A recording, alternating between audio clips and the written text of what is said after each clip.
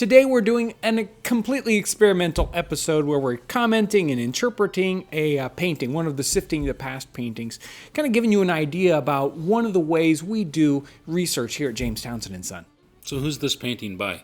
The painting is by Jon S.C.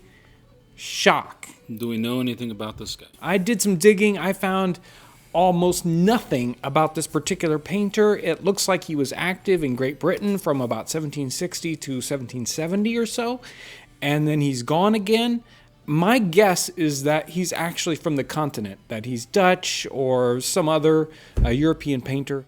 So the title of this painting... Yeah, this one's just called The Tavern Interior. I don't know if the author actually titled this anything further than that, so it's just called A Tavern Interior. 1762. It's a very interesting painting for the complexity of it. There's so many different things going on in this painting.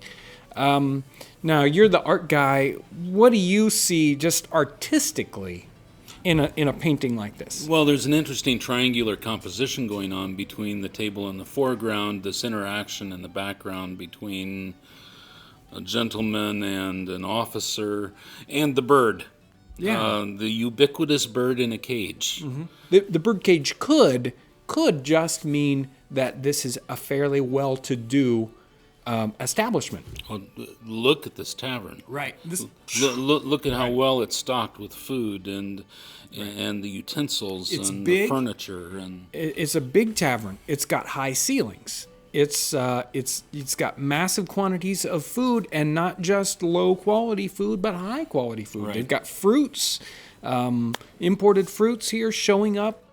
And the gentleman in the background here standing up, we did a little research on the uniform, and we believe he is an officer in the 15th or 16th Light Dragoon. So let's start up here in the upper left-hand corner here. So we've got meat hooks, we got sausages hanging, a bird of some sort here that's already been plucked, and a big hunk of meat.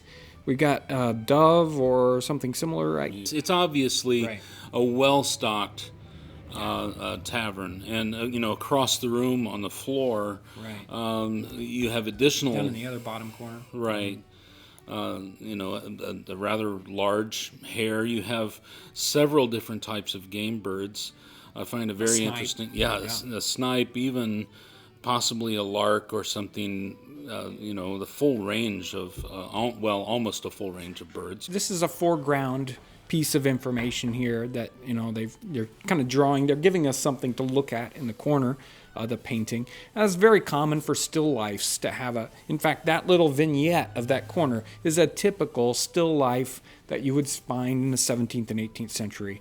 How about if we move to the table, to this interaction that's occurring in the foreground? Right.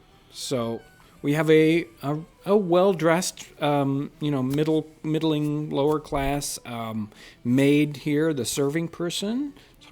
She doesn't have on extraordinary clothes, but good clothes. The gentleman here, you would almost think he was military because of the braid and the buttons and the braid on his hat, but I'm not sure about that. He does have very nice boots. Yes, he's definitely a very well-off gentleman, very nicely with the boots and his whole setup. We can assume, too, that this is his watch on the table. Right, he's got a pocket watch. I think it's interesting here. We have the decanter of probably wine on the table here, and the only thing to drink it out of is a tumbler, a glass tumbler.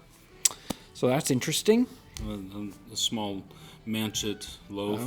Loaf. He's got bone-handled knife and fork. Let's move into this grouping. Right, the conversation in the back.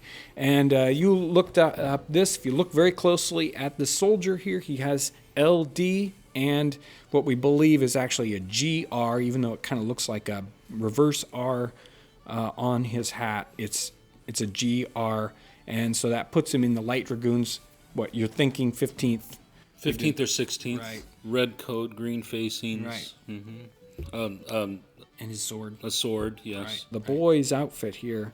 It's really hard to tell. Okay, I think he's just got a long coat on. He's got his apron on. He's got something under his arm we can't tell, and he does not have a hat on. Right.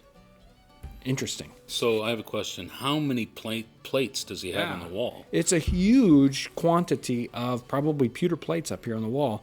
And that says something about how high-end this tavern is. It's a very well-to-do tavern.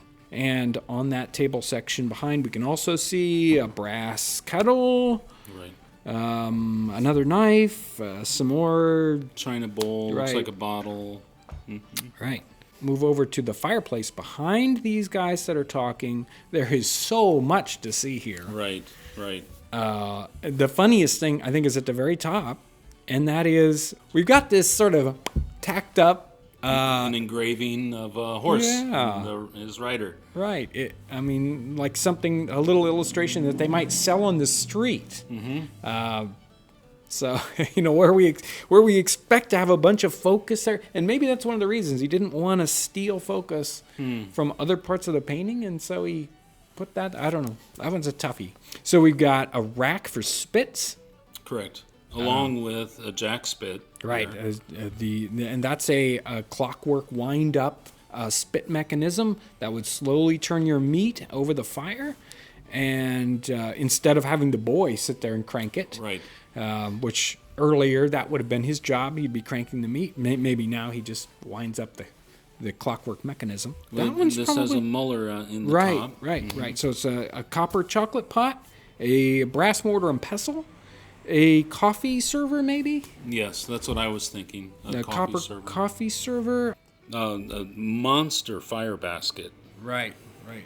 And that gave you kind of a wall of vertical heat. Right. And you can see the multiple spots for spits so you can rack up 2 different spits there and have that huge wall of fire. And on the sides of this hearth, we even have a little kind of a shelf where it's probably a warming area. You could slide a pot or a pan in on the very edge.